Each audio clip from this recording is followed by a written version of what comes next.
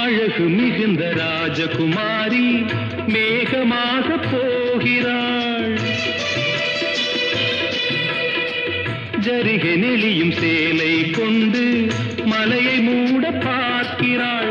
பள்ளம் சிலர் உள்ளம் என ஏன் படைத்தான் ஆண்டவன்? பட்டம் பெற தேடுகின்றேன், எங்கே அந்த நாயகன்? மலையின் காட்சி இறைவன் ஆட்சி. செந்தாழம் பூவில் வந்தாடும் தென்றல் என் மீது மோதுதம்மா.